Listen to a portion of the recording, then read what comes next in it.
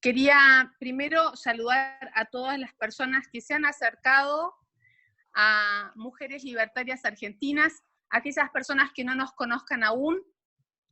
Me presento, mi nombre es María Novakoski, soy la presidenta de esta organización. Nosotros lo que intentamos hacer es promover las ideas de la libertad, más allá de cualquier partidismo político, poder llevar estas ideas a lo largo de todo el territorio argentino y que los distintos afiliados de las distintas agrupaciones puedan escuchar libremente cuáles son estas propuestas. En el día de hoy hemos invitado al señor Agustín Echevarne, pero antes de presentarlo, sé que Augusto Gazzaroni quería decir unas palabras. Augusto, todas tuyas. Me mataste, no me lo esperaba. Bueno, yo también quiero darle la bienvenida a todos. Justamente nos acercamos a Agustín, porque, bueno, había gente que quería otra propuesta para el PL que no sea lo que estaban estableciendo las autoridades. Y, bueno, qué mejor que escucharlo y que puedan decirlo todos ustedes y no un grupo reducido de personas. Básicamente esta fue la idea que le propusimos a Agustín. Eso es todo, no soy mucho de hablar por la pantalla. Ok, entonces, si les parece bien, lo voy a presentar, aunque la mayoría de ustedes lo conoce. El señor Agustín Echevarne es economista, especializado en desarrollo económico y comercialización estratégica. Es director general de la Fundación Libertad y Progreso, profesor de la Universidad de Belgrano, autor del libro La clave es la libertad. Es miembro del Instituto de Ética y Economía Política de la Academia Nacional de Ciencias Morales y Políticas, fundador de Delfos Investment y otras consultoras, es el fundador de Ciudadanos por el Cambio y del Foro Republicano. Muy, pero muy bienvenido, Agustín. Es un gusto tenerte con nosotros. Como comentaba antes, tenemos no solamente libertarios de toda la provincia de Buenos Aires, sino de todo el país que vinieron a escucharte, y estamos interesados porque somos y pertenecemos al Partido Libertario, y estamos muy, pero muy interesados en ver cómo podemos hacer para trabajar juntos sin dejar nuestra camiseta o dejándola los dos juntos y construyendo algo nuevo y superador. Te escuchamos.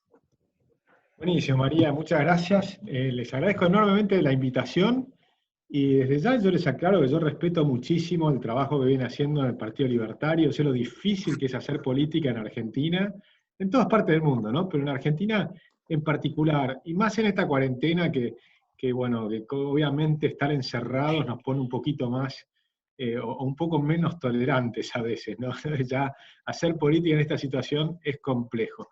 Pero desde ya nuestro espíritu es un espíritu de unión, eso lo dice el nombre de nuestro partido, y nosotros no queremos de ninguna manera generar ningún tipo de controversia ni de divisiones en otros partidos ni nada por el estilo, sino que simplemente les voy a contar un poco al revés, los motivos que nos llevan me parece a mí, a tratar de unir a todo el liberalismo, y cuál es el mecanismo que nosotros estamos pensando que puede funcionar para que cada uno, respetando lo que está haciendo, que cada uno se afilie a donde más le parezca, se siente más identificado, de todas maneras podamos estar juntos y no dividir a las fuerzas de centro-derecha, que el año que viene tenemos que ir juntos, ¿no? Entonces, pero antes de seguir con ese tema, quiero hacer una mini referencia al día de hoy, que es 17 de octubre. Y este 17 de octubre, que creo que es un poco, marca por qué estamos haciendo lo que estamos haciendo. Porque lamentablemente el peronismo, y lo muestra la marcha peronista, es un partido que ha hecho mucho daño en la Argentina, muchísimo daño en la Argentina. Si ustedes ven, nada más que con ver la marcha, con escuchar la marcha, si se ponen a escucharla con atención, qué es lo que dice la letra, se dan cuenta de lo que significa. Basta solamente escuchar esa marcha para darse cuenta que es hecha por un fascista, porque el peronismo es un partido fascista. Entonces lo que cantan es adorando al general Perón. Es decir, ¿qué es el peronismo? El peronismo es un partido que hicieron los militares, hicieron un partido militar, que pusieron al general Perón al mando, y luego lo relevaron del mando, y ahí lo llamaron Partido Justicialista y demás, gobernó, primer gobierno, después lograron cambiar la Constitución para abolir la libertad que estaba impuesta por Alberdi, en el año 49, recuerden que cambiaron la Constitución de un plumazo, y luego la Iglesia Católica apoyaba ese movimiento porque querían ir en contra del comunismo. La excusa siempre es, para votar una cosa tan horrible, tenés que hacerlo porque hay otra que es peor. Entonces, con el cuco del comunismo, inventaron el peronismo, el justicialismo en esa época. Después los echaron, los relevaron del mando, la Iglesia Católica y los militares lo echaron a Perón. Y Perón, para volvió con la izquierda guerrillera. Y la izquierda guerrillera, que asesinaban, robaban bancos, mataban gente, mataban hombres, mujeres, niños, militares por la espalda, sin ningún tipo de problema, ¿sí? Bueno, esa gente, cuando lo fueron a recibir a Perón a Ezeiza, cuando volvió a la Argentina, y ahí se mataron la derecha peronista con la izquierda peronista y murieron como 300 personas. Digo, para entender qué es lo que estamos enfrentando. Es una larga historia de la influencia del peronismo en Argentina. Y a partir de ahí, lo que pasó es que los guerrilleros marxistas, peronistas, de izquierda y también de derecha, porque se mezclaron, era una cosa muy rara, empezaron a matar a los sindicalistas, que también eran peronistas. Entonces lo mataron primero a Bandor, antes de que llegue Perón, después lo mataron a Rucci, después de que Perón había ganado las elecciones con el 62% de los votos, y siendo Rucci el líder sindicalista, que era el ahijado de Perón, la persona que Perón quería y demás, y lo matan con una operación que se llamó Traviata, porque lo ametrallaron y hablaban había una propaganda de Traviata que era de los 23 agujeritos. Digo, para recordar mínimamente la historia de este 17 de octubre, ¿no?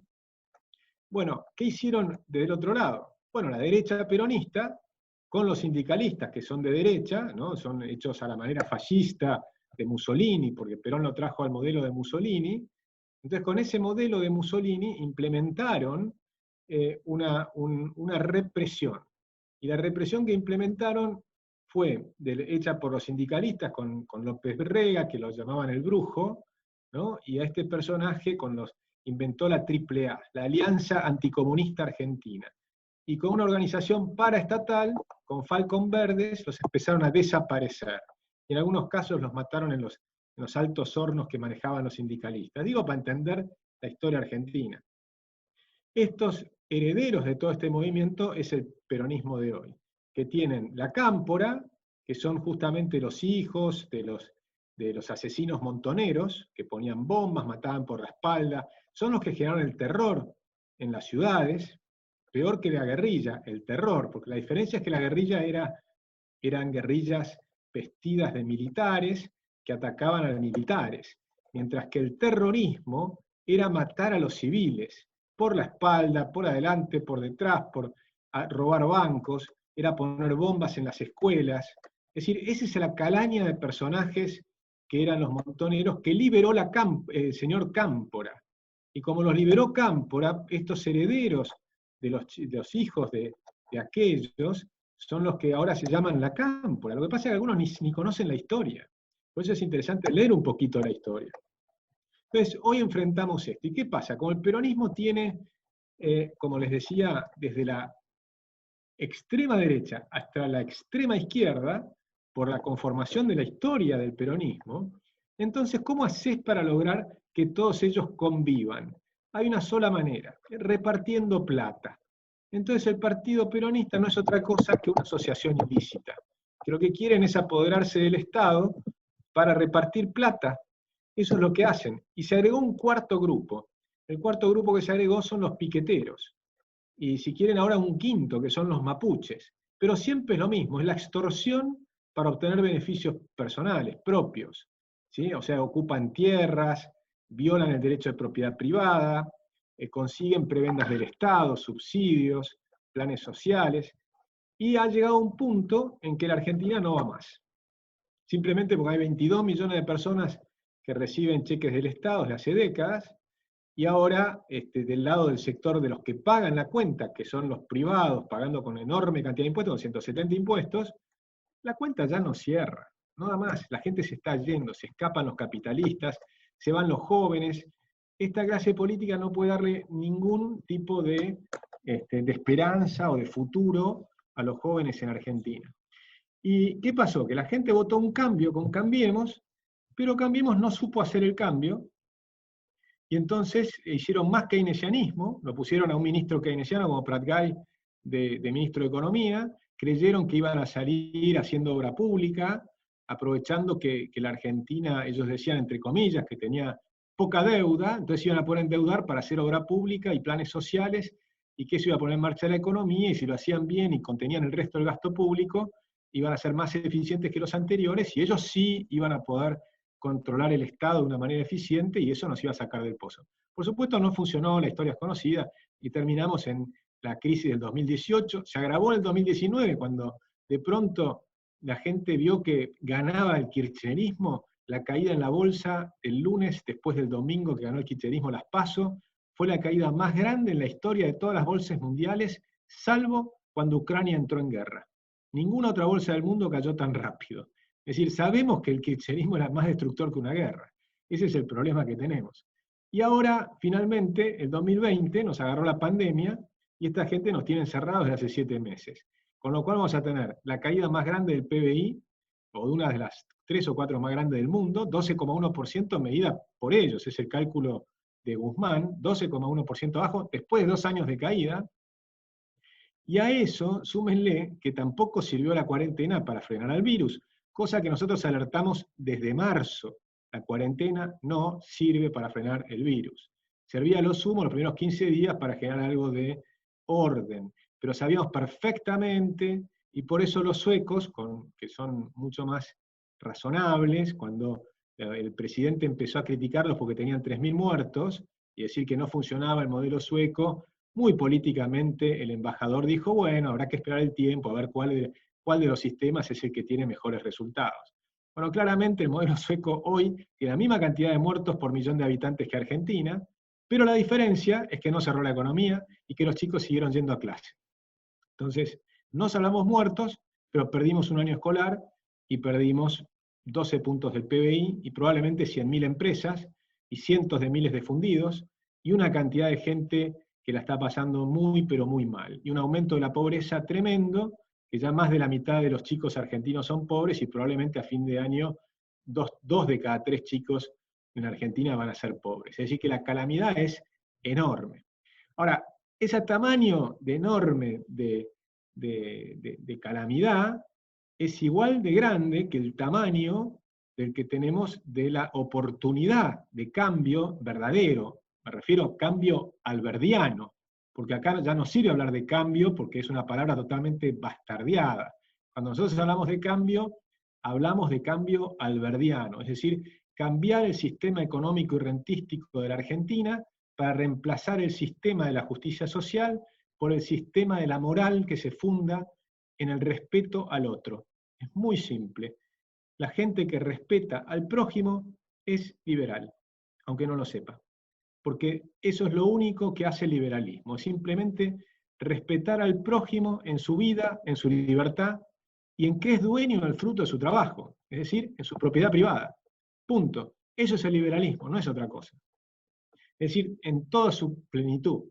El resto es simplemente la secuencia lógica de cómo se aplica eso a cada situación. Pero eso es todo el liberalismo, no hay mucho más. Es el respeto irrestricto a las libertades de los demás, a su vida, a su libertad y su propiedad privada. Creo que eso es lo que nos une a todas las entrederechas en sentido amplio, ¿no? Por eso yo a veces debatía, pero ya no lo hago, ya no me preocupa. Yo debatía con el Partido Libertario por el nombre libertario, me parecía que era restringir un poco el nombre, porque el liberalismo es muy amplio y hay tantas formas distintas de llamarse. Están los ordoliberales alemanes, están los liberales austríacos, como yo probablemente me considero un liberal austríaco y libertario, porque yo me considero filosóficamente libertario, pero también soy en la práctica un liberal clásico, como Alberti. Es decir, algunos me podrían llamar hasta paleolibertario o paleoliberal. Es decir, hay tantas formas de denominarse que a veces restringirte era un poquito una lástima. Pero lo cierto es que tuvieron tanto éxito, probablemente gracias a Javier Milei, que la palabra libertario terminó siendo simpática en Argentina, cosa que por ahí sirvió como muy útil para romper el mito del neoliberalismo, esa palabra horrible que han inventado para meter una falacia hombre de paja, que metieron un montón de cosas horribles adentro, bajo la palabra del rótulo neoliberal, que era la única forma de combatir al liberalismo, hacer una falacia. Porque el liberalismo es tan espectacular, tan lindo, lo que estamos diciendo es tan obvio que todo el mundo debería estar de acuerdo, que vos podrías decir si querés un poco más o menos de ayuda social o lo que fuere, y bueno, si sos fundamentalmente lógico, te vas a dar cuenta que no puede ser muy grande lo que le saques por la fuerza al otro, porque no le estás respetando su propiedad privada, es decir, el fruto de su trabajo. Pero bueno, eso sería una discusión distinta. Pero ser antiliberal o iliberal realmente es insólito. Todas las cosas lindas las hizo el liberalismo. Es decir, el liberalismo es el que reconoció los derechos humanos, el que reconoció que cada persona tiene estos derechos. Es el que estableció las leyes que permiten asegurar estos derechos, las constituciones, la división de poderes, el límite al poder, el que somos gobernados por la ley y no por una persona. Es el famoso rule of law. Todas las leyes liberales son extraordinarias, o sea, ¿quién puede estar en contra de esas cosas? Estoy seguro que cualquier argentino que hablamos, y decir, ¿pero vos estás de acuerdo en que hay que respetar la vida, la libertad y que cada uno es dueño del fruto de su trabajo? Estoy seguro que la gran mayoría de los argentinos está de acuerdo. Por eso a mí me dicen exagero cuando digo que la mayoría son liberales, pero lo que quiero decir es, si miramos qué es lo que estamos diciendo y lo vamos a la profundidad del tema, yo creo que es así. Creo que hay muchísimos argentinos que en el fondo están de acuerdo con estas ideas. No le pongamos el rótulo, pero sepan que están de acuerdo en la libertad, con la vida, con que cada uno tiene que vivir de su propio trabajo, de que hay que ahorrar, de que hay que esforzarse, que con ese ahorro va saliendo de la pobreza, que hay que tener una moneda sana, que no hay que tener inflación, que no está bien que los políticos curran, no está bien que haya subsidios a las empresas, no está bien que los empresarios, o yo llamo empresarios, que ganan plata en los pasillos del Estado, pero la gran mayoría de la gente está de acuerdo con eso. Yo les digo más, yo daba estas charlas, las he dado, las he conversado, más que dar charlas, conversamos durante horas de horas, en la corriente clasista y combativa en La Matanza, en el Amarillo, en la Ferrere, y les aseguro que piensan igual, sacando a los capos que eran digamos que no tienen el manualcito trotskista en la cabeza. Pero la gente común que iba a las charlas y demás, en ese lugar, en el Amarillo, que les aclaro que el Amarillo era un terrorista colombiano, o sea, le pusieron el nombre a la escuela con el nombre de un terrorista colombiano. Pero ahí la gente que va piensa igual que nosotros, está en contra de la deuda, igual que nosotros, les parece que está mal, que se endeuden, que tengan mayor gasto público. O sea, la gente que quiere cosas normales. Entonces, creo que tenemos una tarea enorme y tenemos una oportunidad gigantesca. Ahora bien, ¿cuáles son los inconvenientes? Bueno, que por un lado el peronismo está muy organizado, tiene un sistema clientelar de hace décadas, que abarca como un 30% de la gente, con lo cual tiene un piso muy duro de perforar, y que además están organizados para robar elecciones, y esto lo digo abiertamente porque hasta lo calculamos. En una época hicimos Ser Fiscal. En realidad yo organicé Soy Fiscal, y otros grupos empezaron a hacer grupos de organización de fiscales, y nos reunimos todos y nuevamente cambiamos el nombre, porque siempre para fusionar es más fácil cambiar el nombre, le pusimos Ser Fiscal y conseguimos 50.000 fiscales. Pero las enseñanzas las daba en gran medida con un PowerPoint que armé en función de cosas que me contaron los punteros peronistas de La Matanza, de las formas en que roban las elecciones. O sea, me los contaron ellos. José Corredoira fue uno de ellos. Entonces era un puntero peronista que se dio vuelta y empezó a trabajar con Cambiemos. Entonces, tenemos un tema muy grande porque están muy organizados. Y del otro lado, Cambiemos también, se ha organizado bastante, o mucho, entonces tenemos como dos dos grupos muy organizados. Si nosotros queremos ser la tercera fuerza, obviamente si vamos en 10 partidos separados, no vamos a ser la tercera fuerza, eso está clarísimo. La única manera de ser la tercera fuerza el año que viene, creo que hay una oportunidad, las encuestas están mostrando que el liberalismo tiene entre 10 y tal vez 12% de los votos. Hoy, pero con una situación dinámica, nadie sabe lo que puede pasar, puede crecer, o podemos perder todo, porque si vamos divididos y todos peleados y gritando entre nosotros, perdemos todo, eso está clarísimo, ¿no? Pues la gente no quiere eso, quiere un grupo de gente que trabaje bien, que sean abiertos y demás. Entonces, frente a eso, la propuesta de Unidos es la siguiente. Nosotros estamos haciendo un partido que comparte muchas de las bases del Partido Libertario, la verdad que la gran mayoría, desde el punto de vista de las ideas, son las mismas, y desde el punto de vista de la forma del partido, Unidos tiene una carta orgánica que está basada en los mismos principios que cuando se lanzó el PL, yo les daba charlas de cómo hacer una carta orgánica y tomaron los mismos principios. Así que creo que, no sé si en todos lados, pero en gran medida eran estos los principios que les voy a decir ahora, que son 3. Que se eligen de abajo hacia arriba las autoridades, es decir, que las juntas promotoras son provisorias, pero tienen que elegirse las autoridades por los afiliados de abajo hacia arriba, sin lista sábana, no es una lista contra otra lista, para no hacer grupos o bandos, sino que la idea es que se elige una sola lista, pero por VUT, por el voto único transferible. Y entonces de esa manera elegís por personas que se acomodan en la lista, pero no hay una lista contra otra lista, entonces no hay un bando ganador y un bando perdedor. Simplemente hay un orden en la lista que se introduce la gente que tiene mayor consenso, nada más. Y esas personas que son elegidas no pueden ser candidatos al año siguiente, o sea, se eligen, por ejemplo, este año, a fin de año, elegimos las autoridades partidarias, el año que viene se eligen las candidaturas, del mismo modo, de abajo hacia arriba, sin listas sábanas, ordenando, sí, por supuesto, con el cupo femenino, porque hay que cumplir con la ley y demás, pero se eligen por los afiliados de abajo hacia arriba.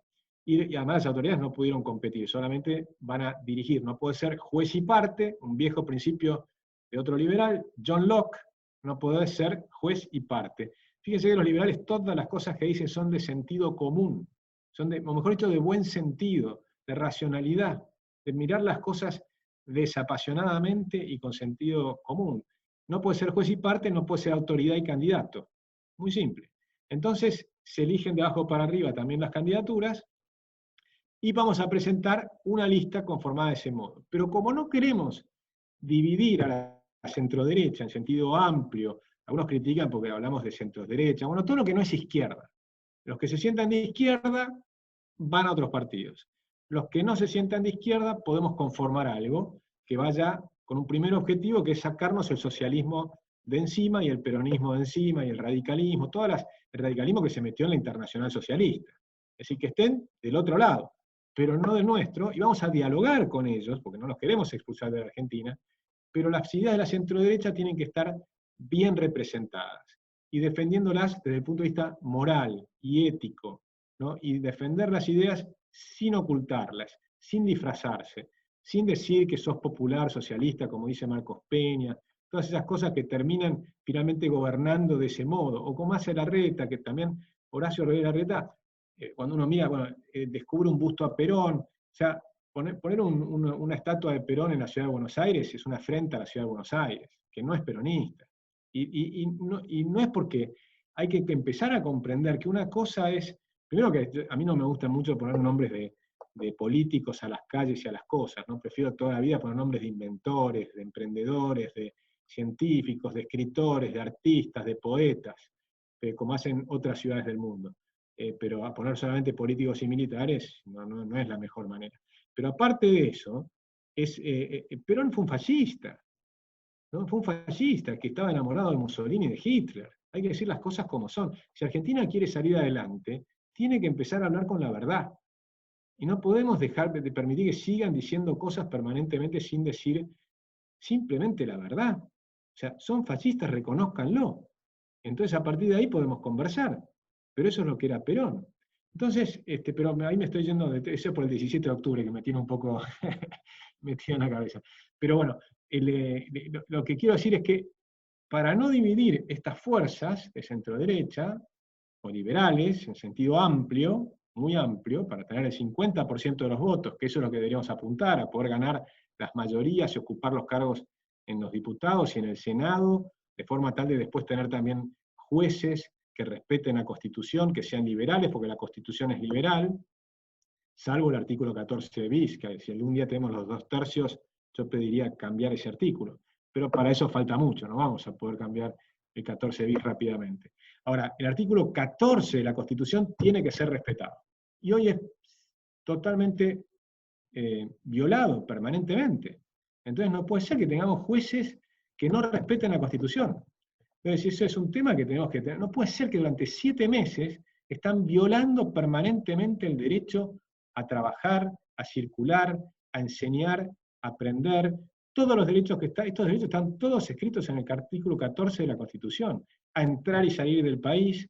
¿Sí? Todos estos derechos los están violando sistemáticamente. Y tenían una excusa que era la pandemia y la cuarentena hecha aplicada por culpa de la pandemia. Pero resulta que hasta la Organización Mundial de la Salud dice que eso no sirve. O sea, al principio no lo decían, pero ahora ya lo dicen. Entonces ya ni siquiera tienen esa excusa. ¿Qué excusa tienen, señores jueces, si alguno está escuchando, fiscales, o si les pueden preguntar, qué excusa tienen para permitir la violación sistemática de la Constitución y las principales libertades fundamentales de los seres humanos que viven en Argentina? Entonces, es aberrante lo que están haciendo. Entonces, ¿cuál es el mecanismo? Perdón porque estoy hoy un poco, si me voy por la rama, pero el mecanismo es, nosotros vamos a presentar esta lista elegida de abajo para arriba, si logramos armar el partido, en Cava, en la provincia de Buenos Aires, en las provincias que lo logremos hacer. Pero además, nos hemos flexibilizado un poco y aceptamos ir a un frente y que los demás elijan como quieran sus listas, no les exigimos que las elijan del mismo modo que nosotros. Hay algunas personas que creen que está bueno elegirlas por consensos entre los líderes y demás, entonces se pueden juntar varios líderes y van armando listas de consensos y buscan apoyos para esas listas. Pero meternos juntos en un frente e ir a las PASO. Entonces las PASO, la ley de las PASO, sí, perdón. No, perdóname que yo te interrumpa. Estoy recibiendo algunas preguntas y tienen que ver con esto que estás mencionando. Gabriel Cosciolo, del Partido Libertario San Martín. Déjame que cierre un segundo con esto y entramos en las preguntas, porque este es mi último comentario. Okay. Entonces, simplemente las PASO es, cada partido o cada grupo presenta una lista, y las PASO es una ley que permite que cada uno presente la lista, pero del mismo espacio. Y este espacio de centro-derecha va a tener una sola lista en octubre. Entonces, en las PASO podemos presentar 2, 3, 4 listas, pero todos en el mismo espacio, y en octubre es una sola lista. De forma tal que cuando llegamos a las elecciones de octubre, tenemos unificado una propuesta para la sociedad argentina. Con eso terminé, María. Bueno, perdón, te pido disculpas, pero tenía que ver con lo que estabas mencionando. Gabriel Cosciolo, del Partido Libertario San Martín, pregunta, ¿cuál es la herramienta de un partido construir una unión con otra María, organización liberal, más allá de la voluntad de los líderes partidarios? Perdón, ¿Me escuchás? No, se te cortó un poco la... Vuelvo a decirlo. ¿Cuál es la herramienta que tenemos los afiliados de un partido en construcción para pedir una unión con otra organización liberal más allá de la voluntad de los líderes partidarios? Bueno, eso depende, en realidad la ley lo que dice es que el poder en un partido de formación lo tiene la Junta Promotora. De forma tal que lo que podrían hacer es hablar con la Junta Promotora. Y en todo caso, tal vez juntar firmas o adhesiones y proponerles entre muchos alguna propuesta a esa Junta Promotora. Pero una vez que se arma el partido, debieran tener elecciones y esa nueva gente, y podría ser un tema de campaña electoral interna de ese tema. Pero en realidad la Junta Promotora es la que tiene todo el poder en un partido hasta el momento en que se constituye en partido, y hasta el momento en que se eligen las nuevas autoridades. Cuando se eligen las nuevas autoridades, ahí depende de cada carta orgánica, generalmente todos los que son alianzas se definen en las asambleas.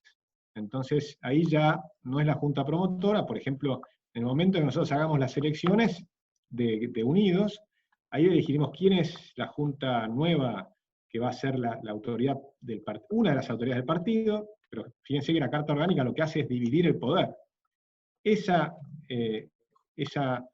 junta directiva o junta ejecutiva no tiene todo el poder, y por ejemplo no puede hacer una alianza, puede proponer una alianza a la asamblea, y la asamblea, que es elegida también de abajo hacia arriba y demás, es la que decide si se acepta o no tal o cual alianza.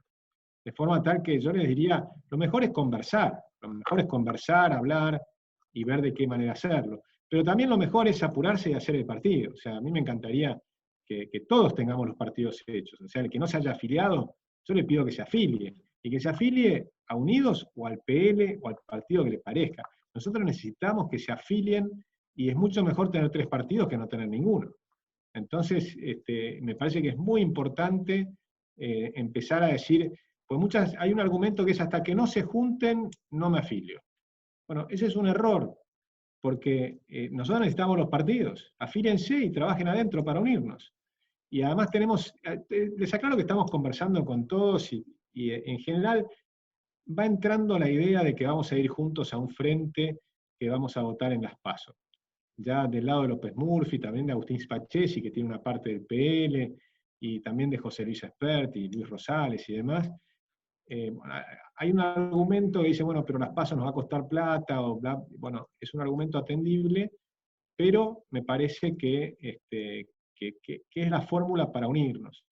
Realmente creo que es la fórmula para unirnos. Por ahí me equivoco, pero yo creo que es la manera.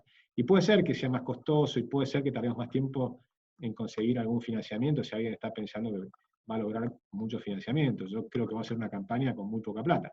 Pero bueno, creo que tenemos ideas muy importantes y que tienen que estar en el mercado electoral. Bien. Me está preguntando el referente del Partido Libertario Santiago del Estero, Alfredo Abud, cómo se está formalizando la Gran Unión Liberal.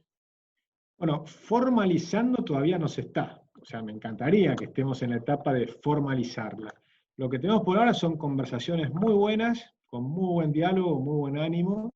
Hice el otro día una charla con López Murphy, que está abierta, lo pueden ver en YouTube, y están las dos posiciones. Él viene una posición de verlo un poco más adelante, yo estoy más apurado, pero estamos todos de acuerdo en 5 puntos.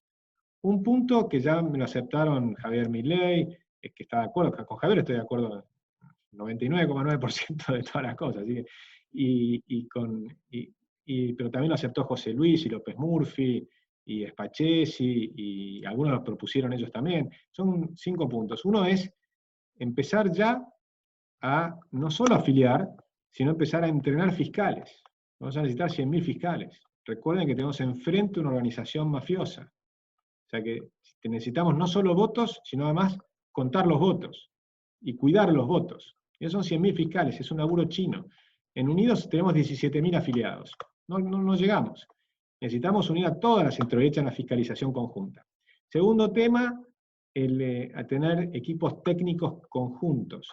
Los está liderando ahora Fausto Spotorno, que simplemente está coordinando las distintas personas que se van ingresando.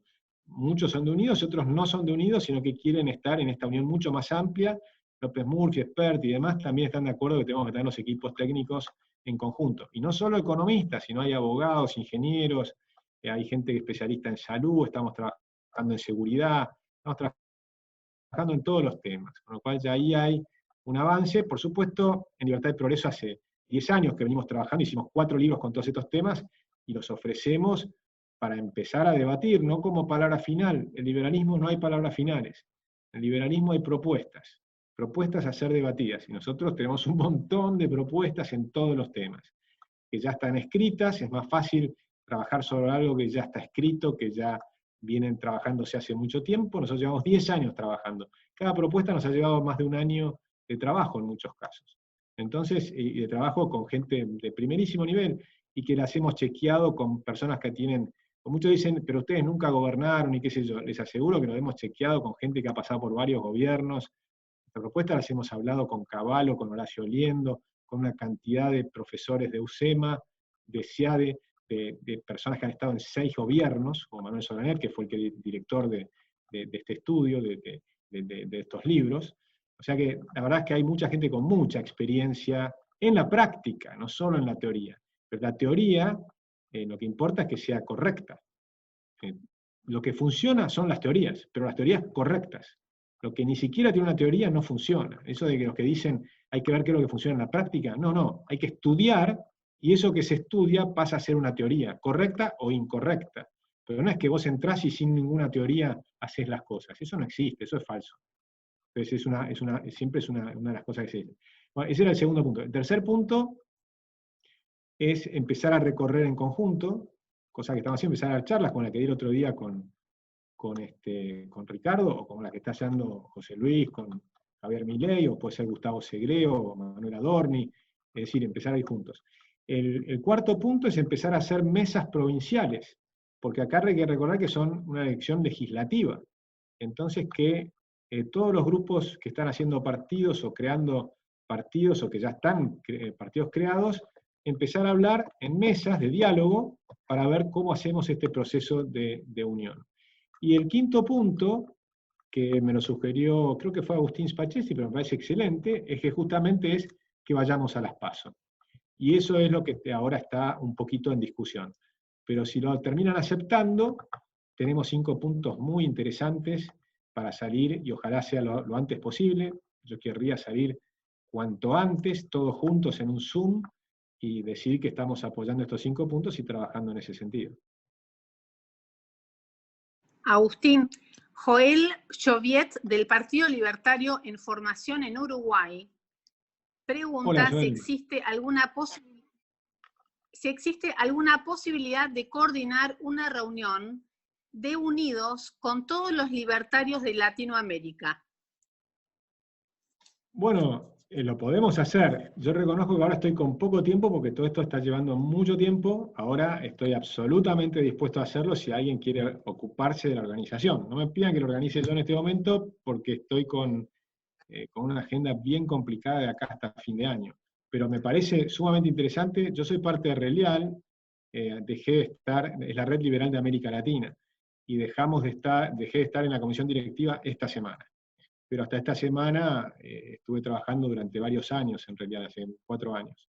Y lo dejé justamente porque quiero trabajar más en la interna de Argentina, porque estamos en una oportunidad histórica, Joel, y creo que necesitamos, ustedes por suerte tienen a la calle Pou, que es una bendición en relación a lo que tenemos nosotros. Pero desde ya me sumo a lo que hagan, y desde ya si querés escribirme, y lo vamos charlando, y puedo poner en contacto con 48 think tanks de América Latina con los cuales trabajo, que nos pueden ayudar. Maxi, también de San Martín, pero de Unidos, pregunta, ¿cómo funciona el sistema de candidaturas y cómo puedo votar por otro candidato? Bueno, acá vamos a hacer un sistema que se elige de abajo hacia arriba, se llama BOOT, lo pueden buscar ahí en Wikipedia, es el voto, o en Google, voto único transferible. Es sin listas sábanas, o sea que simplemente en cada lugar, para cada municipio, para los consejos deliberantes, para las provincias, para los diputados provinciales o para los diputados nacionales, simplemente pones un ranking de las personas de quién te gusta más y quién te gusta menos. Te vas poniendo como un ranking, me gusta más fulano, después mengano, después sultana, te vas poniendo todas las personas que te gustan, y eso se procesa matemáticamente y sale un orden de una lista que tiene una gran particularidad, que es que todos los votos son útiles. Entonces uno puede mostrar realmente sus preferencias, aunque el número 1 sea una persona desconocida.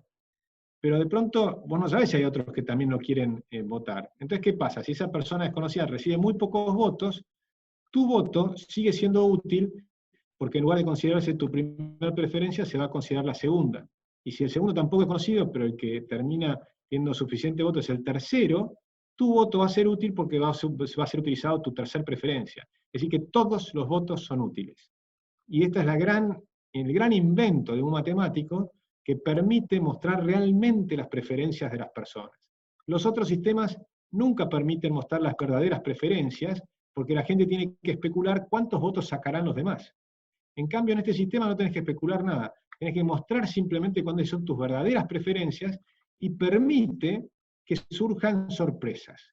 Permite que haya una persona que aparentemente tiene menos votos, pero en realidad tiene mucho más consenso. Entonces, también no lo tienen como primera opción, pero lo tienen como segunda o como tercera. Y como primera opción hay otro, y entonces se genera un partido donde realmente tenés los candidatos que reflejan mejor las preferencias de todos los miembros del partido. Ese es el sistema BOOT. Por eso es muy importante también, si quieren estudiarlo, se puede ver en YouTube, hay muchas explicaciones de este sistema. En inglés se llama Single Transferable Vote, y en español BOOT, voto único transferible. Agustín, mira, Gonzalo Cruz de Bahía Blanca, del PL Bahía Blanca, pregunta si para el 2021 Unidos tiene pensado un frente común con Despertar, y qué sucede con López, Murphy y Centurión, si van a ir de forma independiente o no. Mi expectativa, o lo que yo me gustaría, es que vayamos todos juntos al frente. También con Juan José Gómez Centurión, que me parece una muy buena persona, con Cynthia Houghton, que tiene una cantidad de evangélicos que la apoyan, y también con Victoria Villarruel y con Antonella Martí, y con una cantidad de gente, ¿no? Y por supuesto con Ricardo López Murphy, que yo soy muy amigo y lo respeto y lo quiero, y me parece una persona súper valiosa. Me hubiera encantado, yo le ofrecí, obviamente cuando empecé a armar el Partido Unido, le dije, Ricardo, yo lo quiero hacer con vos, no lo quiero hacer distinto. Pero él tenía un grupo de gente que querían hacer las cosas un poco diferente, básicamente en la forma de elegir de abajo hacia arriba. Y entonces lo que quedamos es en esta manera, que la manera va a ser un frente. Y en ese frente, por supuesto, puede estar José Luis Espert, la gente de Despertar, la OCDE, el Partido Demócrata, el Partido Patriota, si quieren venir los de San Juan, que está el Partido Renovación, ahora se me fue el nombre. Bueno, hay una cantidad de partidos en las provincias, y también el Partido Demócrata Progresista, todos los que estén, que realmente consideren que sus valores son la vida, la libertad y la propiedad privada, o sea que cada uno es dueño de hacer su vida con su vida lo que quiera, y que no tenemos que meternos en la moral de los demás, ¿no? Sino que simplemente puedes ser un conservador en tu vida personal, pero eso no implica que vos quieras imponer tus valores, tal vez religiosos, de diferentes religiones o lo que fuera, a los demás. Es decir, respetar que los demás pueden buscar la felicidad a su manera, siempre que respeten la vida, la libertad y la propiedad privada de los terceros. Agustín, Juan Pablo de San Isidro pregunta, ¿cuándo y por dónde se van a publicar los resultados de la encuesta que enviaste por mail a los seguidores de Unidos? La voy a poner en la página web. Cuando tenga los resultados, ahí los pongo en la página web. Sí, es una encuesta que también sé que recibió algunas críticas por hacer la encuesta, pero en realidad hay que comprender que cuando tenés 17.000 personas que se anotaron, yo no los conozco a todos, ¿no? Nadie puede conocer a todos los 17.000. Es una manera de empezar a ver qué es lo que piensan, es hacer preguntas. Y por supuesto puse algunos nombres, o pusimos, en realidad no la hice yo, es una chica del PL. O no sé si es del PL, pero la hizo para el PL y dijimos, bueno, usemos la misma para tener una idea de qué están pensando, lo que usualmente se llaman las bases. Es decir, es tratar hay distintas maneras, se puede hacer focus groups y demás. Nosotros no tenemos plata para hacer esas cosas, y entonces simplemente hicimos una mini encuesta, y ojalá todos los que quieran responderla, está buenísimo porque nos dan más datos la hicimos en este caso exclusivamente para los afiliados a Unidos, porque nos interesa ver qué es lo que piensan los que están poniendo su firma, ¿no? En Unidos, y están, y lo mismo, yo sé que se la mandaron también al PL, a esa encuesta, entonces los del PL también podrán responderla. Y después uniremos las dos y podremos mostrar a ver qué es lo que piensan las personas que están en todo este grupo, ¿no? Pusimos algunos nombres, seguramente faltan nombres que se les pueden ocurrir, les pido que la traten con, o sea, con indulgencias. No hay preguntas perfectas, podemos hacer otras encuestas, es una encuesta más. Laura de San Isidro te pregunta, cuando los liberales hablan de cortar el gasto, ¿se refieren solamente a limitar los planes sociales o empleados estatales? No, para nada. Hay que cortar por lo pronto los subsidios a las empresas. O sea, hay una cantidad enorme de subsidios a las empresas, hay muchos subsidios cruzados, se subsidia la electricidad, se subsidia una cantidad de cosas que se subsidian, el gasto es enorme, pero después obviamente hay una parte importante que es el gasto social. Hay un tema muy complicado, acá que estamos con las mujeres libertarias, les hago una pregunta y, si te parece bien, María, pero que abran los micrófonos y me las respondan, porque esta es una pregunta difícil. Uno de los gastos importantísimos que tiene la Argentina, obviamente, es el del ANSES. Y el ANSES, en el gobierno anterior, el anterior, en realidad de Cristina Kirchner, regalaron a 3 millones de personas que no hicieron aportes, les regalaron la jubilación. Con lo cual el sistema está quebrado. En realidad está quebrado en todo el mundo, todo el sistema de reparto del mundo está quebrado, y no puedes pagar. Entonces, la ley puede decir, paguen el 82% móvil y qué sé yo, pero la plata no alcanza, entonces nunca lo vas a poder solucionar. Entonces la pregunta que tengo es la siguiente. Una manera para darle alivio a este sector, que es uno de los temas que hay que hacer, hay muchos temas, pero este es uno, y es importante, no es un tema menor. En Brasil está quebrado el Brasil por el problema del equivalente al ANSES brasileña, que debe 2 veces el PBI. Si cuando uno mira el problema actuarial del futuro de Brasil, está totalmente quebrado. La reforma que hicieron es ahorra 190.000 millones de dólares y todavía tienen un problema inmenso a pesar de esa reforma. Bueno, una de las reformas que estamos proponiendo es que las mujeres se jubilen a la misma edad que los hombres. Y el argumento es que las mujeres viven más que los hombres. Y es verdad que a veces las mujeres han tenido hijos y demás, y hay momentos que no pueden trabajar, pero no estamos diciendo igualar los aportes, los años de aportes. Estamos diciendo de igualar la edad jubilatoria. Hoy una mujer de 60 años es una mujer joven, que está en plena vitalidad de su vida. O sea que se aburre si no va a trabajar. Entonces, no tiene sentido que no se jubilen. Pero me encantaría escuchar varias opiniones de mujeres sobre este tema controvertido que yo vengo proponiendo hace años y que muchos proponemos. ¿Qué les parece? Elizabeth. Personalmente me parece fantástico, me gustaría, ahí está Estela pidiendo la palabra, ya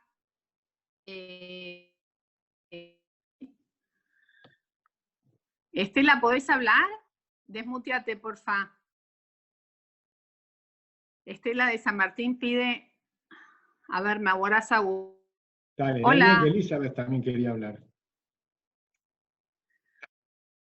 Hola, ¿me escuchan? Sí, pero uno de los... Ahí, perfecto, sí. Bueno, te escuchamos. De San Miguel, no de San Martín. Soy Estela de San Miguel. San Miguel. Yo precisamente me jubilé el año pasado. Y sí, el problema es, por ejemplo, de acuerdo, yo calculo que debe ser las profesiones. Yo me jubilé como enfermera, soy licenciada. Y es un trabajo que te da mucho estrés. Llegás a los 60 años y ya no querés ir a trabajar más. No sé cómo serán los otros trabajos, porque te provoca mucho estrés. Estar con el paciente, ¿no? Sí, no, es un muy buen punto. Hay trabajos que tienen más estrés y menos estrés, pero también se puede cambiar de trabajo, se puede trabajar en otra cosa. Por ejemplo, usted sabe que en Estados Unidos ahora se ha puesto de moda, por suerte, tomar gente grande para trabajos simples, pero que requieren mayor atención con las personas. Y los chicos jóvenes están con el celular. Entonces no tiene mucha atención, mucha capacidad para atender. Y entonces la gente grande a veces atiende mejor, por ejemplo en Starbucks. Starbucks en Estados Unidos está tomando gente más grande. O por ejemplo, empresas que venden ropa y demás, y que pueden asesorar cómo vestirse, y ven que la gente mayor tiene mayor capacidad de atención a veces y tiempo, que pueden destinar más tiempo a tener empatía con otra persona. Es decir, eso se puede hacer cambiando de trabajo. Pero en todo caso, es un tema que no depende También. del sexo. No, sí, El bueno, enfermero yo quería varón. seguir porque... No, está bien. Yo quería poner este punto. Ya sea mujer o hombre, en lo que es la salud, tienen el mismo estrés. O sea, tendría que sí, que ser a cierta edad cambiarlo por irme a consultorios, algo que no haya tanto estrés, por ejemplo, ¿no? Por Y es supuesto. cierto que uno cuando se jubila está aburrido. Yo estoy aburrida, entonces hago pacientes domiciliarios, ¿no? Que sea uno para trabajar y no estar tan estresada estando en mi casa. Y aparte porque la jubilación no te alcanza, de las dos cosas. Pero sí, yo no veo mal de que se pueda alargar la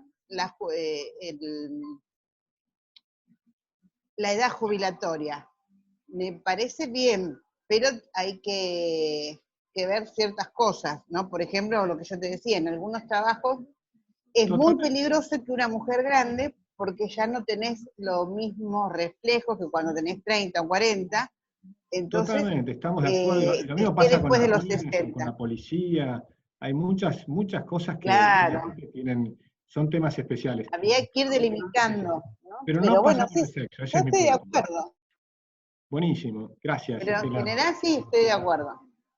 Gracias. Bárbara Walsh, de sección 3, del Partido Libertario de sección 3, quería también charlar un ratito en función de lo que preguntaste, Agustín. Adelante, Bárbara. No logra desmutearse, me parece. ¿Le tenés que habilitar?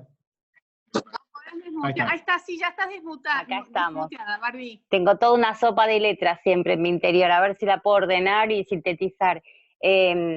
Yo creo que la gente que ya pasó los 65 años y más, que tiene una jubilación otorgada, sería muy difícil y cruel quitársela.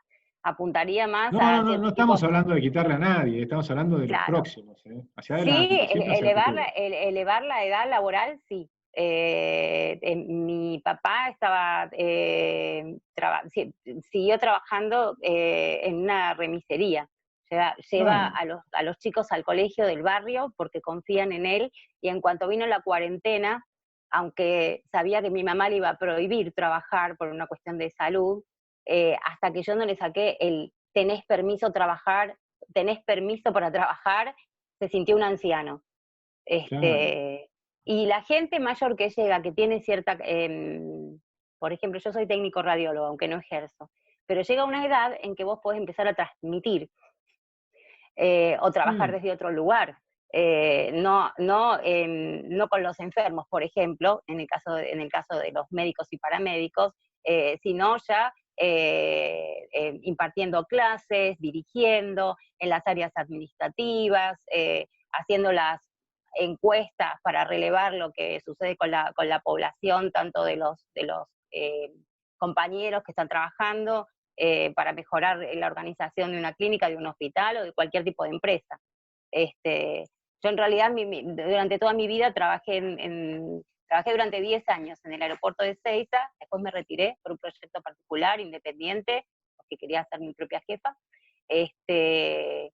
Pero los chicos que siguieron estando ahí, muchos de ellos se transformaron en coach de marketing, comenzaron a tomar cursos y a asumir otro tipo de responsabilidades, y ya no estaban en la primera línea, que es la línea de las ventas. Hay distintas etapas laborales. Y para la gente que quizás están hoy por hoy estar en un ente gubernamental, creo que trae tanto estrés como estar en cualquier trabajo en donde vos tenés que atender gente. Y hay que por saber la calidad. Reinventarse. Por ejemplo, yo trabajaba en una época en los mercados financieros. Mercado financiero, cuando estás manejando plata de terceros, no les puedo explicar el estrés que tenés. Y sí, eso es reinvertirse. Y tú tenés que reinventar. En el mercado financiero, por lo pronto, están siempre abiertos, las 24 horas. Cuando se cierra el de Estados Unidos, un rato más tarde empieza el de Japón. Y cuando se cierra Japón, empieza Europa.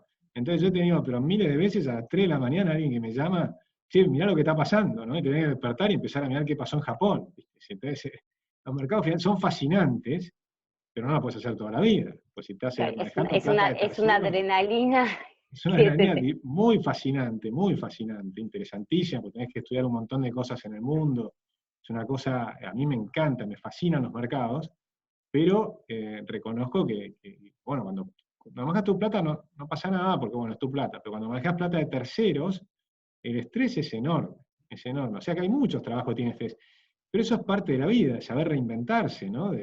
Por ahí terminás siendo jardinero, o qué sé yo, o cocinero, ¿no? Yo me imagino, Sí, pero yo ahora conozco con la cuarentena me empecé a cocinar, ¿viste? Sí, parece, es lindísimo, ¿viste? Es una tarea fascinante. Yo conozco una señora que fue arquitecta y en sus años más dorados empezó a sentir cierto cansancio y se dedicó a ser paisajista, empezó a hacer jardines.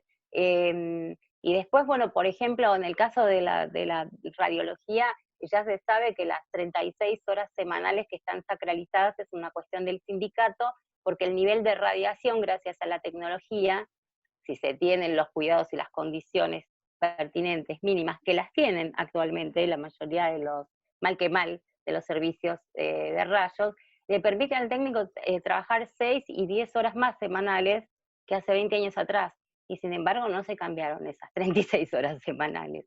Tal cual. Buenísimo, Bárbara, muchas gracias. Muchísimas Vamos a Elizabeth, que está ahí viendo la programa hace rato.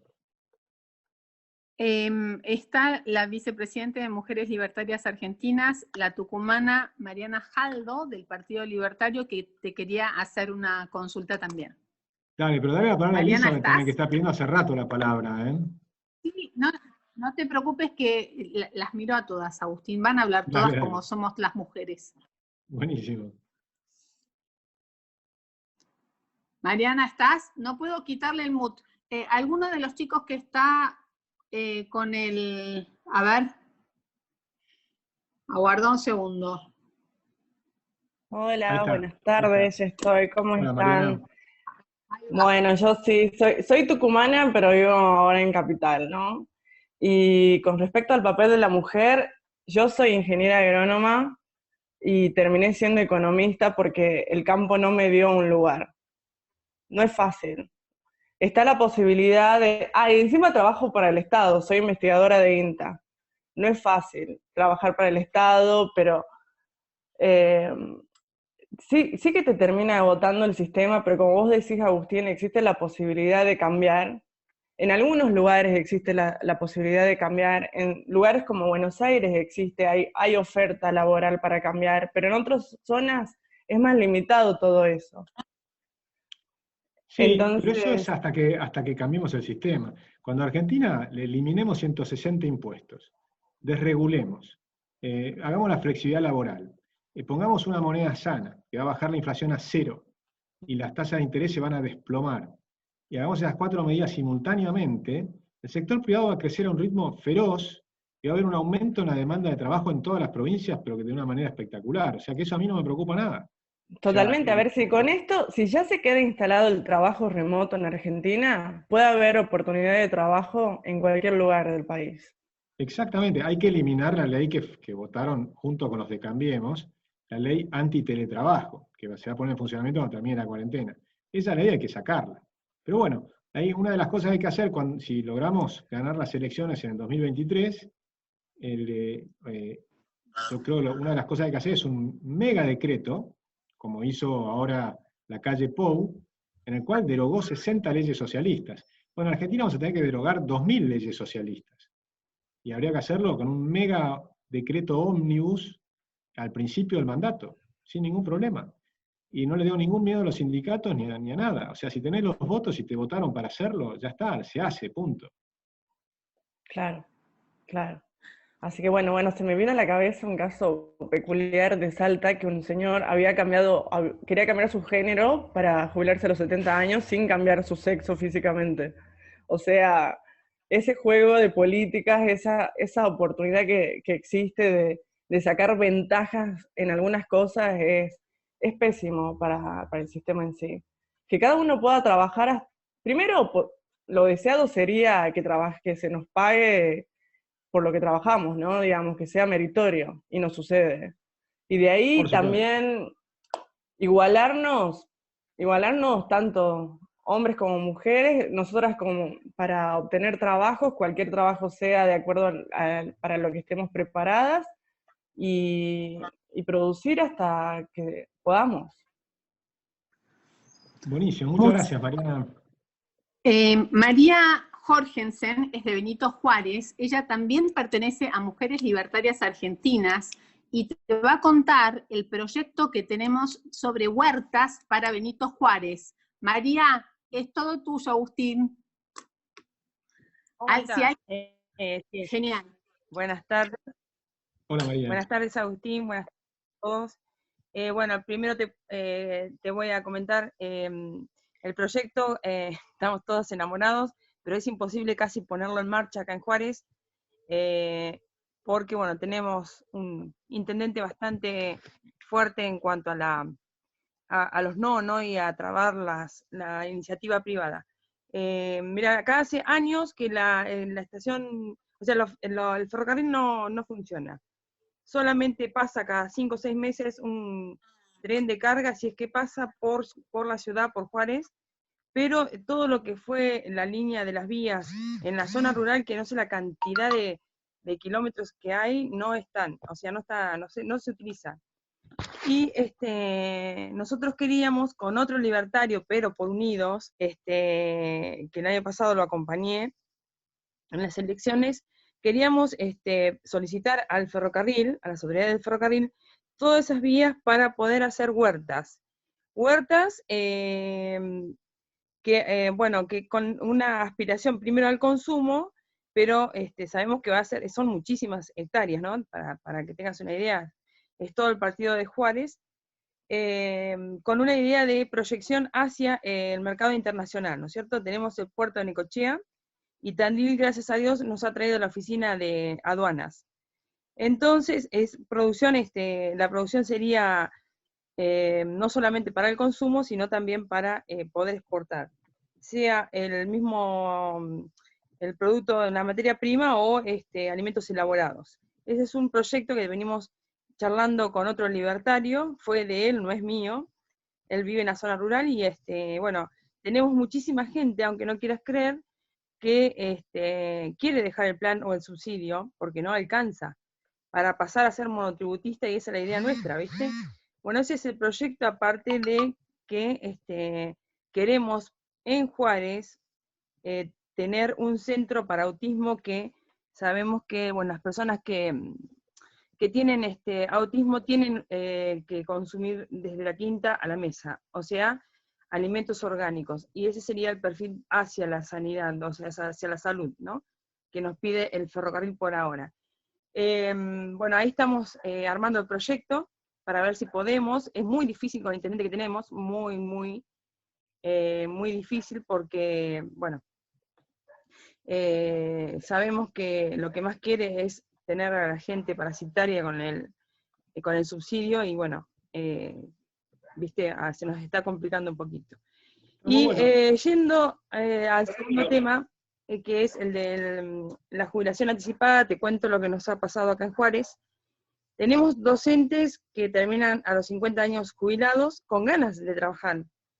El año pasado falleció una de las docentes que iba a cumplir sus 50 años dentro de la docencia, con una capacitación extrema. Una vez que sus hijas se fueron a estudiar a otra ciudad, se sintió vacía, ya jubilada, y comenzó a trabajar en las privadas. Bueno, no sabés que a la parte jubilatoria se le complicó en la segunda etapa de ella, porque ya estaba jubilada en el Estado. Igual le faltaban 6 meses para cumplir sus 50 años en docencia para poder jubilarse en privada. Pero yo te hago una consulta con respecto a la ley jubilatoria, que la queremos cambiar tanto, ¿no es cierto? Primero me encantaría tener un sistema privado de jubilación, aunque no quieras creer, porque sabemos que las cajas se tocan y mucho. Bueno, ahí nosotros muchísimos se tenemos tocan. Entonces, nosotros tenemos ahí, en Libertad de Progreso, una propuesta, pero hay varias propuestas. Hay una propuesta de Fiel, que es muy interesante. Probablemente Argentina va a tener que pasar a algún sistema mixto, para volver a recrear el sistema de jubilaciones privadas. O sea, si me preguntan a mí, el mejor sistema es sacar la palabra obligatorio, y que cada uno busque el sistema que le guste. Entonces yo creo en la libertad. sí, Ahora, exacto. como tenemos Sí. el sistema obligatorio y está en la Constitución, hasta que logremos cambiar la Constitución, por eso le decía que yo reformaría el 14 bis, yo eliminaría el 14 bis entero, ¿no? Pero para eso necesitas 2/3. Mientras tanto hay que negociar con las otras partes. Entonces la propuesta que tenemos es una propuesta intermedia, de mantener un nivel de jubilación básico, pero que va a ser pequeño, y la gente va a tener que hacer, el resto de la jubilación lo tiene que armar privadamente, sea con un sistema de capitalización, o sea con un sistema de algún otro tipo. Pero claramente habría que ir a un sistema mixto, donde tengas una parte que sea la jubilación, como se le ha dado a todo el mundo y demás, y qué sé yo, es muy complicado porque es demasiado plata, no hay plata para pagar, y eso va a ser una jubilación baja, pequeña, que no te va a alcanzar. Entonces, como no te va a alcanzar para vivir de esa jubilación, todo el mundo tiene que saber que no te va a alcanzar para vivir de eso, entonces tenés que complementarlo con algún tipo de jubilación privada, en la que uno puede ser que sea simplemente comprar acciones en la bolsa, o bonos, o lo que fuera, o sistemas de capitalización, pero yo creo que con mucho más libertad que la vez pasada, que formó una especie de club que solamente podían entrar los bancos, y entonces terminaron siendo un oligopolio con comisiones muy altas y demás. Cuanto más libertad hay, más bajas son las comisiones y mayor es el rendimiento. Pero bueno, todo eso está en discusión, está en debate. Nosotros tenemos varias propuestas para hacer en ese sentido, y no hay una respuesta única, pero claramente hay que reformar el sistema porque no cierra. Agustín. No cierra, no. Y otra consulta que iba a hacer es, si conocías el estatuto docente. Bueno, yo en este momento estoy en una, no quería llegar a juicio, no me gusta hacer juicio, pero bueno, cuando llegué a juicio, si sabías que el estatuto docente tiene muchos puntos inconstitucionales que van en contra de la libertad, el 57, que a los 50 años, si no tenés 5 años de antigüedad, por más que te hayas recibido, como en el caso mío, del segundo cargo, del segundo título a los 48, que no pude hacer de mi antigüedad, esto es en la rama de especial, ya ahora no aparezco más. El sistema me eliminó, y tal vez si yo no puedo titularizar en mi ciudad porque es muy chiquita, dentro de 2 años, a pesar de haber estudiado 8 años docencia, seguir capacitándome, porque ya estoy por el 3er título, yo en el Estado no puedo trabajar más. Cuando llego me dice el abogado... Tiene un montón de problemas, lo hemos estudiado. Nuestra idea era hacer un nuevo estatuto, y proponer a los maestros elegir el nuevo o el viejo. Porque el estatuto, además, nos debe hacer una revolución en la educación. En el tema de educación a mí me fascina. Tenemos que hacerla, por favor. Sí, nosotros queremos hacer una revolución, que es una revolución básicamente que nace de una concepción de la educación completamente distinta a la que hay en Argentina de hoy, que tiene más parentesco con María Montessori, con Rudolf Steiner, con Pestalozzi, con los grandes pedagogos que creían que la educación tenía que ser una educación en libertad. Y eso nos parece que es importantísimo. Después es un mecanismo que propuso Milton Friedman para hacer este cambio. Y el mecanismo son los vouchers, nosotros llamamos la tarjeta EduCard, donde los padres recuperan la libertad de decidir cómo educar a sus hijos, cosa que no debieron haber perdido nunca. Entonces, de esa manera, los padres son los que deciden el financiamiento a través de un voucher, un bono, una tarjeta como la SUBE, pero que solamente puedes utilizar en establecimientos educativos estatales o privados. Y empiezan a competir. Pero eso requiere tener una enorme descentralización en la decisión, y que los directores de las escuelas, con las comisiones de padres, puedan tomar todas las decisiones, de contratar un maestro, de echar un maestro. Un maestro puede no venir del sector docente, pero puede ser un gran maestro que es un ingeniero jubilado, por ejemplo, y que enseña a los chicos de una manera espectacular. Entonces habría que ver si esa persona, o que no está jubilado, que simplemente dejó, o una persona que estuvo en la finanza, se cansó, ganó un montón de plata, y ahora quiere enseñar a los chicos a ganar plata. Entonces, hay muchas formas de enseñar, y los directores tienen que tener la libertad de decidir cuáles son los mejores maestros que requieren para su tipo de enseñanza, ¿no? Y yo hay muchos modelos fascinantes, como las Sudbury Schools en Estados Unidos, donde los alumnos son los que eligen, pueden votar todos los años el presupuesto, en qué se va a gastar plata, y también votan si mantienen o los echan a los profesores. Entonces la comisión de padres y el director de escuela elige al profesor, pero los alumnos deciden si se mantienen o no se mantienen, y los echan. El profesor que no es atractivo para los alumnos, se tiene que ir. Entonces, ese es el Sudbury School. Hay muchos modelos fascinantes que hay en el mundo. Por supuesto, están las de Reggio Calabria, en Italia, que son escuelas también con gran libertad. El modelo holandés, que si bien es estatal, tiene una enorme, y el dinamarqués, tiene una enorme libertad para los maestros y para los directores de escuelas. Entonces, la verdad es que la educación tiene que tener un cambio absolutamente revolucionario. Y eso es parte de lo que tenemos que hacer. Y probablemente hay que hacerlo a través de un referéndum. Explicar todos estos temas y poner un referéndum y decir, bueno, ¿con quién querés ir? ¿Con este sistema o con Baradel? Elegí a Baradel o al sistema de la libertad. Agustín, la tengo a Elizabeth Aragona, también del Partido Libertario, que te quiere saludar y quiere hablar contigo. Adelante, Elizabeth. ¿Me escuchan? Ahí está, listo. ¿Qué tal? Yo soy de salud y bueno, quería hablar un poco de las jubilaciones. Y a raíz de las jubilaciones hay cajas que son privadas. En este momento la caja de médicos, la caja de bioquímicos son todas privadas y no son deficitarias. El tema más central es que tenemos como 3 trabajos y 3 cajas de aporte, ¿viste? Bueno, pero son detalles, ¿viste? Lo importante también de todo esto es que la gente le tiene miedo a los liberales porque porque no saben cuál es el rol del Estado. Porque hablamos mucho sobre lo que el Estado no tiene que hacer, pero nunca hablamos de lo que el Estado sí tiene que hacer. Por ejemplo, una salud que sea igual para todos, una educación que sea igual para todos, y que asegure la igualdad de oportunidades. Yo soy de la antigua UCD y hablábamos mucho de esto, ¿no? En la época de Alzogaray. Decíamos, bueno, ¿qué es lo que el Estado tiene que hacer y lo que el Estado no tiene que hacer? En ese momento no estaba tan metido el Estado en todo. Y bueno, y si realmente vamos a ser iguales que los hombres, o somos iguales que los hombres, como tanto sacan la bandera, lo más lógico es que nos jubilemos todos a la misma edad, 65 y 65. Mi humilde opinión, ¿no? Y bueno, y este detalle de pongamos mucho hincapié en qué es lo que sí el Estado tiene que hacer. ¿Van a echar a todos de los hospitales? No, no van a echar a todos de los hospitales.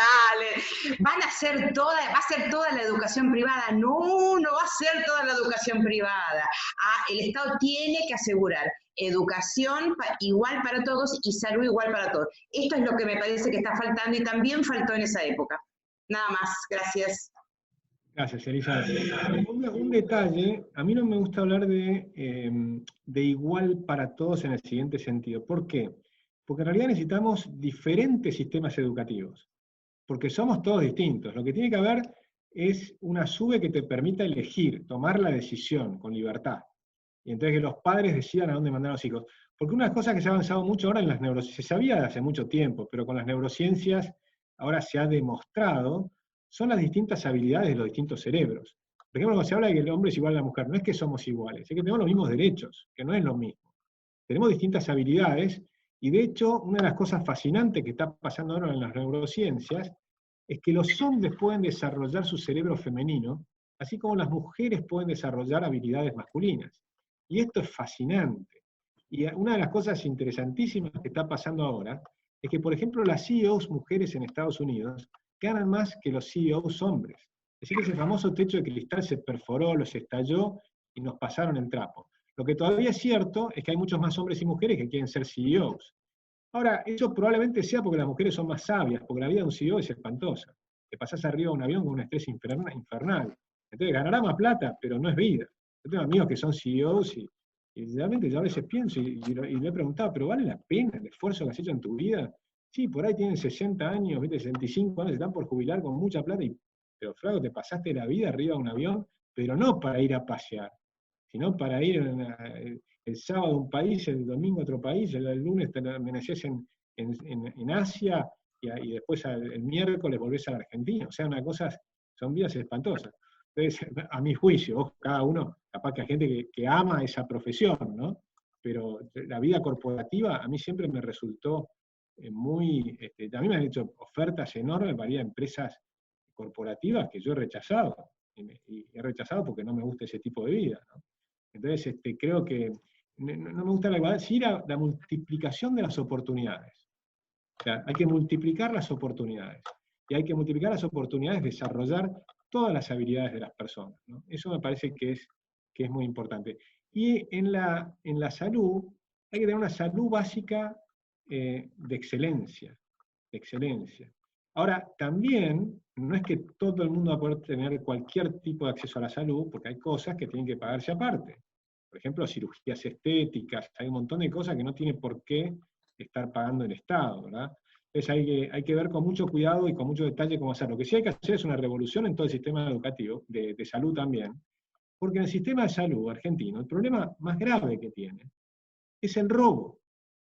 Es el robo que surgió de un gobierno militar, que fue el de Onganía, que le regaló a las obras sociales a los sindicatos. Y los sindicalistas no les preocupa aportar la salud, les preocupa el negocio, y le ofrecen a las clínicas sus miles y miles de afiliados a cambio de que les devuelvan una coima. Y eso lo sabe todo el planeta en Argentina. Me lo han dicho todas las personas que trabajan en salud. Lo primero que me dicen cada persona que conoce el sistema y me describe el sistema, ojo con el tema de las obras sociales, lo primero que te dicen cuando analizás el tema. Nos vamos a terminar ese tema. La propuesta que tenemos es que compitan. Primero, que no hay nadie que va a estar obligado a aportar a ningún lado. O sea, tenés esos 3 aportes, Elizabeth, olvídate, vas a aportar donde vos quieras, no donde te digan. Entonces, hay que hacer un cambio completo. Tampoco vamos a permitir que obviamente si la gente nos elige, si nos vota y nos dan el poder de cambiar las cosas, el poder te lo da la gente. Si la gente te vota, te da el poder de cambiar. Si la gente no te vota, no puedes cambiar nada, es así de simple. Por eso hay que convencer a las personas para cambiar, para que voten a gente que realmente quiere un cambio. Por ejemplo, Bolsonaro en Brasil ya le sacó la obligación de la gente a aportar a los sindicatos. Y los sindicatos perdieron el 90% de los aportes, les aclaro. O sea, cuando vos le das la libertad a la gente no va a querer aportar más ese 3%, 2% que le dan a los sindicatos. Todos los meses, durante toda tu vida, ¿sabes la cantidad de plata que es eso? Es un infierno. Te sacan una casa con los aportes que haces a un sindicato durante 40 años. Entonces, lo que te sacan es impresionante. Te sacan 2% acá, 1% allá, 7% allá, 16% otro lado, 11% para los aportes, el 16% de los patronales, el 11% que te sacan, te están sacando una cantidad de plata impresionante. Miren, yo hice un cálculo. Con lo que te sacan del salario mínimo, suponiendo un salario mínimo en Argentina, este cálculo lo hice hace algunos años atrás, durante 40 años, trabajás de los 20 a los 60, por ejemplo, 40 años de aportes, el equivalente de lo que te sacan, incluyendo los aportes al sindicato, al PAMI, a todo lo que te sacan, bueno, te sacan 7 casas de $50.000. 7 casas de $50.000. Entonces, y si vos estás casado con una pareja, a tu pareja le sacan otras 7 casas. Sacaron 14 casas. ¿Te das cuenta? ¿Te das cuenta lo que significa? Por eso la Argentina es pobre. Por el sistema jubilatorio y todas las cosas que le sacan a los trabajadores, además de los 170 impuestos. Agustín, te hago una pregunta. ¿Estás cansado? ¿Podés contestar 2 preguntitas más? Dale, vamos, 2 más y ya más. te dejamos. Yo estoy muy divertido, así que no hay problema. Dale. Augusto Guazzaroni te quería hacer una pregunta. Encantado, Augusto.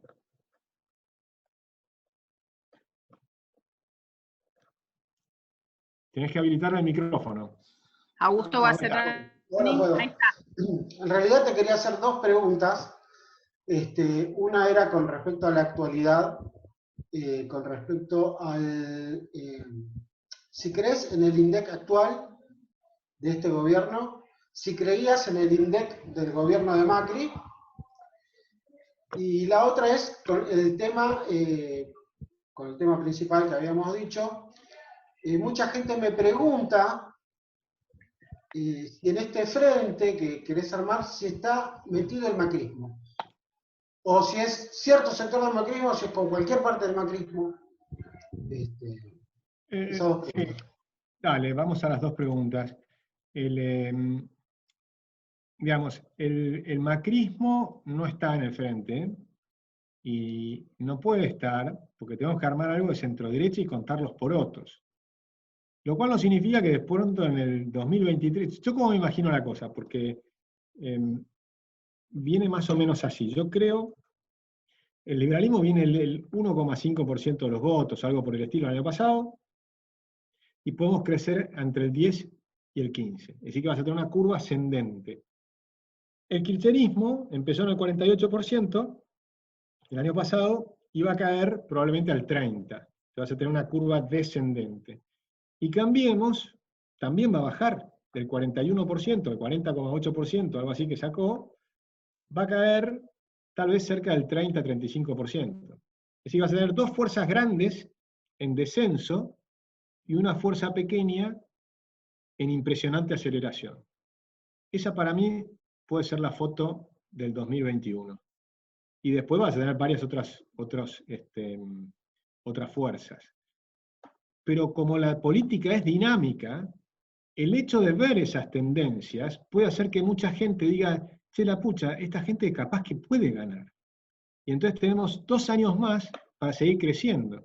Y de pronto cambiar esa relación, y que nosotros estemos en 30% y, por ejemplo, el Cambiemos en 15%. Y ahí es totalmente distinta, porque ahí podemos llegar a hacer un acuerdo en algún momento. Por eso hablar del 2023 para mí no tiene sentido hablarlo hoy. Lo que tiene sentido es organizarse, ver cuántos votos sacamos y contar los porotos. Si tenemos suficiente fuerza para liderar una coalición en el 2023, que sea más amplia y gane las elecciones, o si por lo menos tenemos suficiente fuerza para imponer un programa que implique dolarizar la economía, eliminar la inflación, desregular, bajar 160 impuestos y todas las cosas que queremos hacer. Porque no nos interesa ganar cargos, nos interesa que se hagan las reformas. Ese sería el punto clave, hacer las reformas y cambiar la Argentina, por lo menos para los próximos 100 años, no digo para siempre porque nunca sabemos, pero por lo menos cambiar, hacer un cambio no menor, no gradualista, no pequeño, sino un inmenso cambio en Argentina. Ahora me olvidé la otra pregunta. ¿Cuál era, Augusto?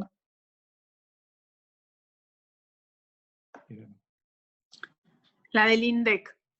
La del INDEC. Y en el INDEC, mira, yo creo que no hay estadísticas perfectas, todo es subjetivo en alguna medida o tiene sus falencias, pero una cosa es tener falencias y otra cosa es mentir.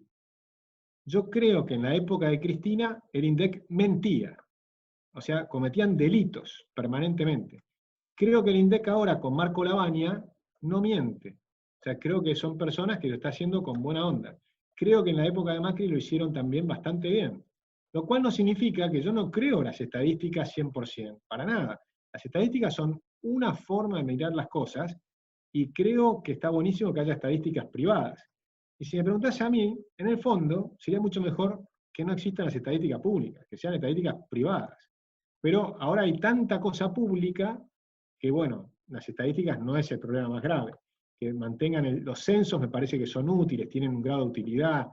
Sarmiento creo que hizo el primer censo. La verdad que son útiles, o sea, tenés un montón de información que puede contribuir para pensar cómo mejorar las prestaciones que pueda hacer de salud, de educación, infraestructura y demás.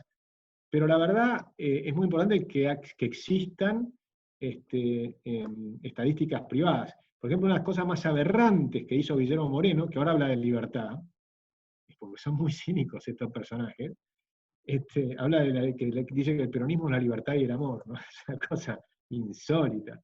Moreno les ponía multas a las consultoras privadas que medían la inflación. Por ejemplo, a Fausto Espotorno, que trabaja con nosotros en Unidos. a Orlando J. Ferreres, les ponía multa de 500.000 pesos, que en aquella época era mucho más plata que ahora, ¿no? Y que eran varios sueldos, por medir la inflación, que la venían midiendo desde siempre con el mismo método de siempre, simplemente que siempre daba una cosa muy parecida a la del INDEC, y ahora da nada que ver. En ese momento daba nada que ver, daba una cosa completamente distinta. Entonces, una cosa es que las estadísticas sean 100% confiables, no lo son nunca en ninguna parte del mundo. Ahora, otra cosa distinta es el delito de manipular la información para mentir. Y eso era Guillermo Moreno y el INDEC, de Cristina Kirchner. Última pregunta y te dejamos descansar. Gabriel, del Partido Libertario de San Martín, quería hacerte una consulta específica sobre la justicia. Gabriel, todo tuyo.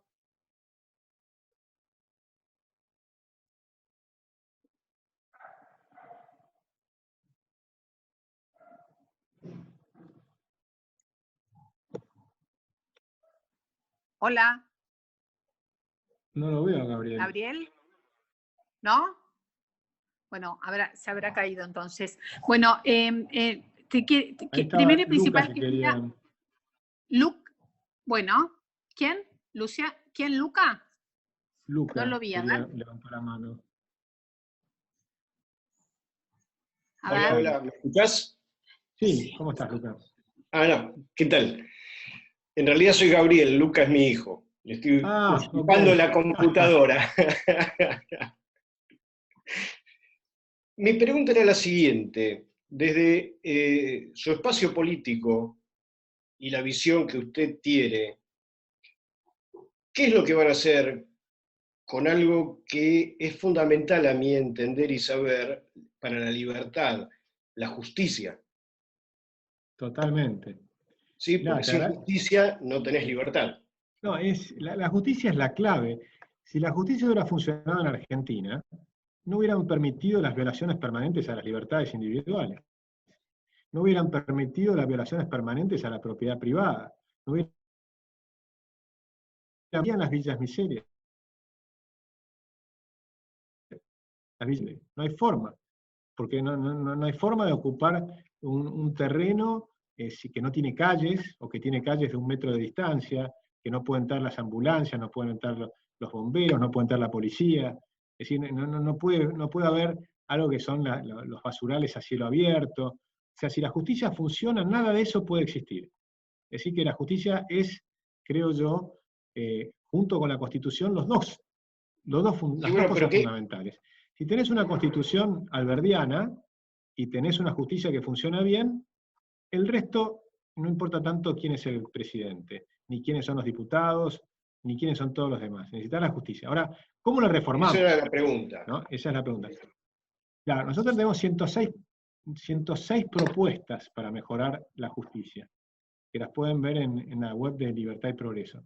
La fundamental empieza por el Consejo de la Magistratura. El Consejo de la Magistratura hicimos todo un trabajo con el ex juez Francisco Cárrega, y también con el conjuez de la Corte, que es Banossi, que muchos de ustedes seguramente lo conocen, a Jorge Banossi, y con el presidente del Colegio de Abogados de Buenos Aires, o el expresidente del Colegio de Abogados de Buenos Aires, que es Roberto Durrié, y con una cantidad de otras personas.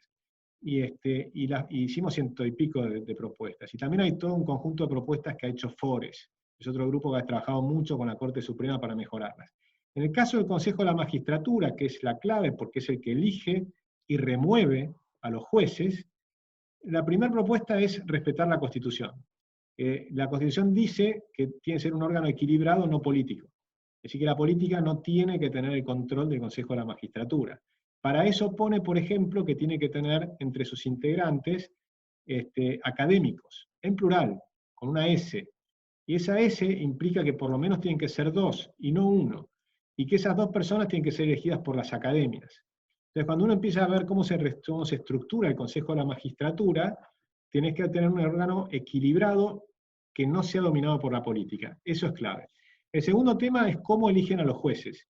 Ahora hay como 3 instancias, o 3 tipos de evaluaciones. Una primera evaluación, que es la trayectoria que tiene el juez que quiere ascender o la persona que quiere ingresar a ser juez. El segundo es un examen. Y el tercero es una evaluación subjetiva.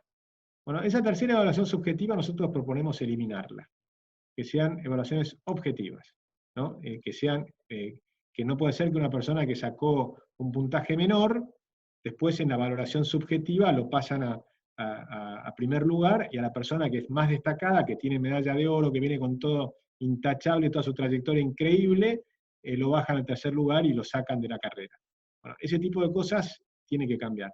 Pero por supuesto eso solamente sirve si primero restableces el equilibrio de la independencia del Consejo de la Magistratura, que si no, no tiene ningún sentido haberlo creado.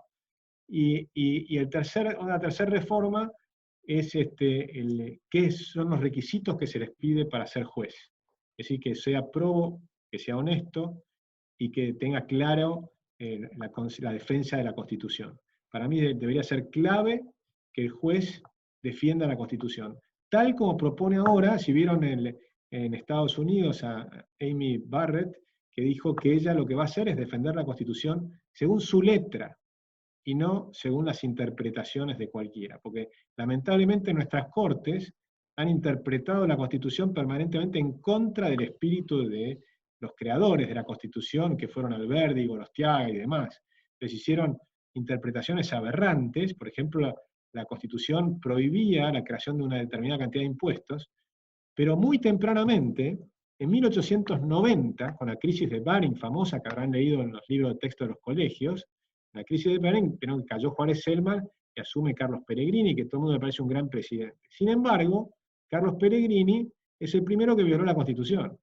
Y eso no te lo enseñan en los colegios, ¿verdad? ¿Alguien escuchó esto? Bueno, sin embargo, Carlos Pellegrini puso impuestos, es interesante por dos temas. Uno, porque logró salir de la crisis haciendo lo contrario de Keynes.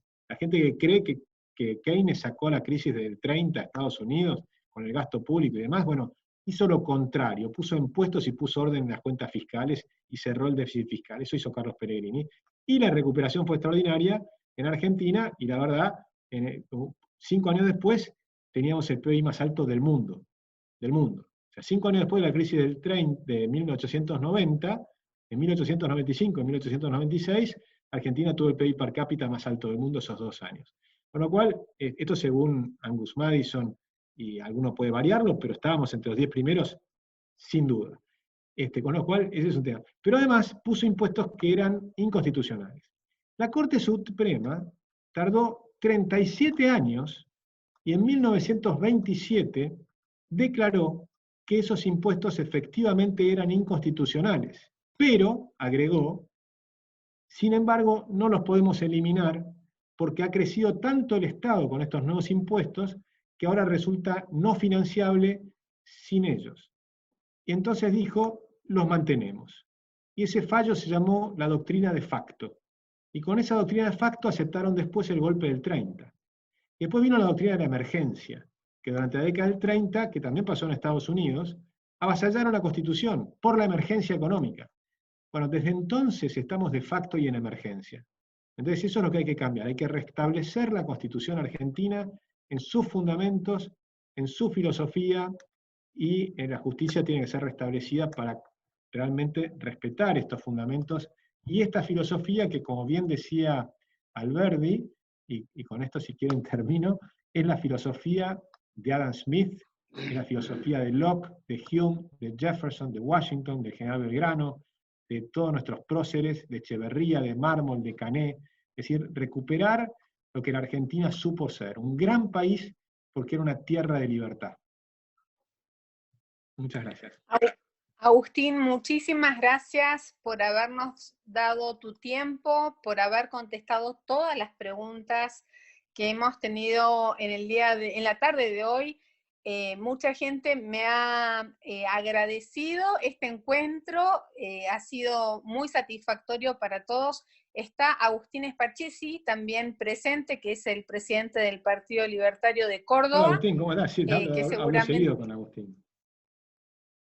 Sí, me imagino, sé que también está, y Federico de Catamarca que te quiere saludar, pero bueno, estamos todos presentes intentando construir. Por acá hay tanta gente, hay que pasar varias hay que pasar varias planillas Sí. para encontrarlo. Ahora sí te veo.